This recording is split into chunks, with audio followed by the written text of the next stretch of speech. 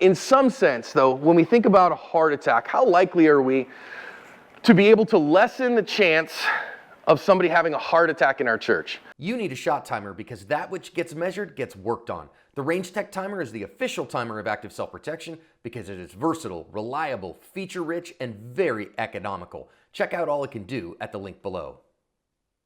Well, maybe if you're like, okay, Pastor, we're going to encourage people to be physically active and we're not going to serve donuts, we're going to serve, celery sticks in the foyer. People ain't going to come. But so maybe not a real likelihood of that. But in those, so as the heart attack is actually a high consequence risk. Because if somebody does have a heart attack in the congregation, it can kill them. So in those cases, we would want to do our best to minimize the consequence of the risk. And in that particular case, the number one way to do that is you better make sure every building in your church has an AED in it.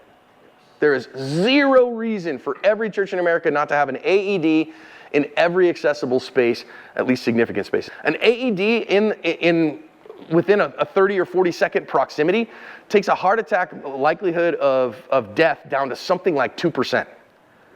Now, it's still a big deal, and people go, well, but then we got to train people. Au contraire, that means you've never seen an AED. AEDs are stupid proof. They literally, the big thing says, open this. And you do, and it goes, plonk, and it starts talking to you. Grab these handles. Pull them. No, harder. Right. Grab these pads. Stick them here and here. I mean, it's literally step by step, and it's talking to you to do it.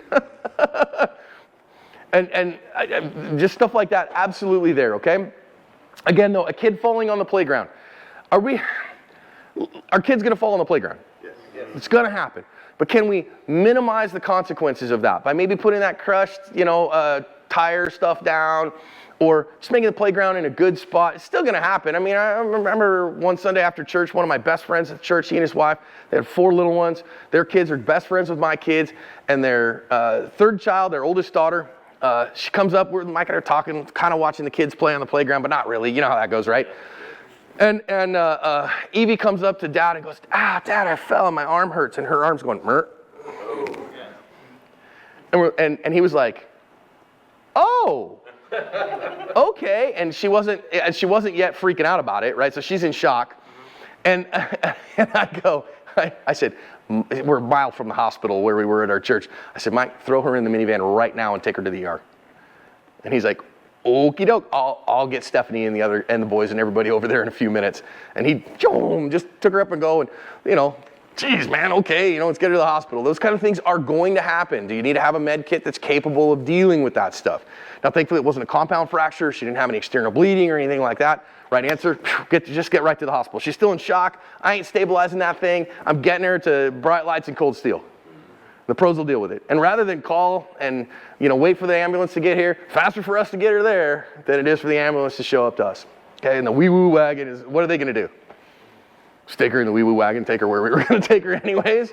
So, again, when we're talking about high consequence risk, then we minimize consequences. We minimize what the damage is done. You're not going to prevent active killer scenarios because there are 2 of them a year. So decreasing 2 in 50 million to 1 in 50 million is the amount of effort that's going to require is astronomical. So you instead minimize the consequences when that goes down. Okay. A natural disaster. We're here in the great state of Kansas. What's our natural disaster du jour? A tornado, right? Are we going to lessen the likelihood of a tornado? No. I mean, it's just silly to even think about. But can we take steps to protect people and keep them safe when a tornado occurs? Yes, and we should think through those things, right? Those are the kind of things that we got to think about.